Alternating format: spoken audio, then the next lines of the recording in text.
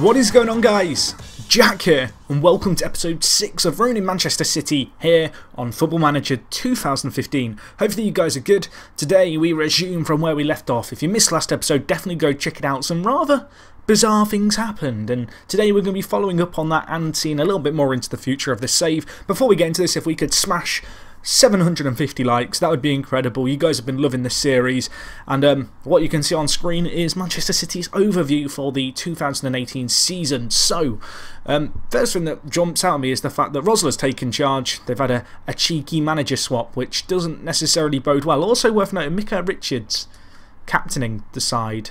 They re-signed him from Sassuolo. I think that's how you say this team's name, or is it Sassuolo? Who knows? But basically, they re-signed a player they let go out on a free for £5.5 million. So, bizarre, I guess you could say. Other than that, Rekic and Zuccolini's still in the squad. But let's have a look at Manchester City, and we had, at the end of last episode, a sneaking suspicion they might be playing in the Europa League, and looking at it here, they did play in the Europa League. How did they get on?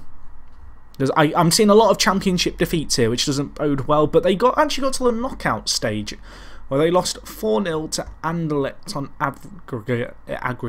I can't say that word, apparently. Let's have a look at the group stages, just to see how they did get on in the group. And where have Manchester City gone?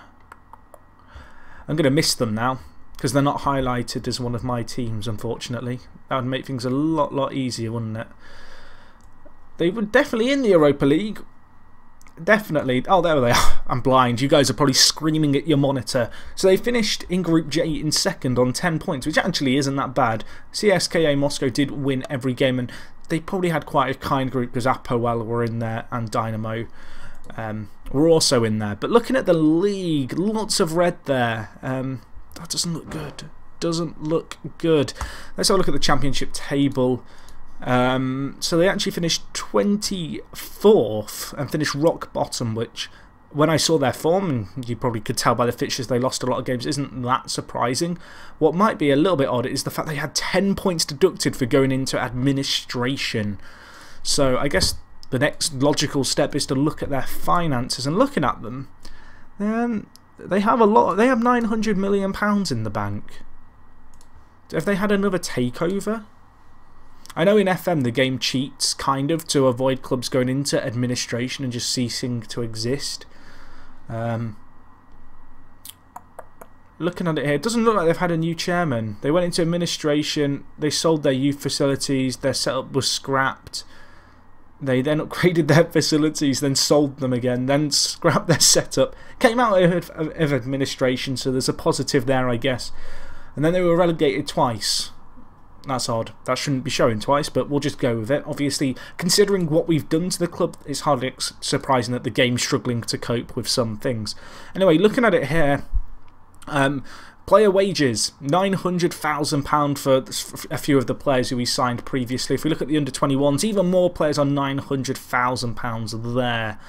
I'm sure if you want to do the maths and write it in the comments, someone will do this, but if you want to take a snapshot or just pause the video, add up all the total wages of all these players from both the first and second team, I'm sure it adds up to a rather ludicrous amount, I guess you could say. If we look at their wage budget, it's set at £5 million.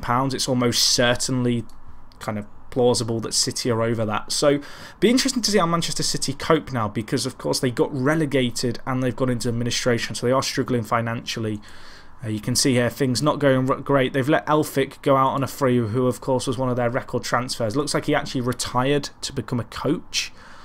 Fernandinho and Mangala let go on frees. I can only assume they couldn't offer them new contracts because of the money situation.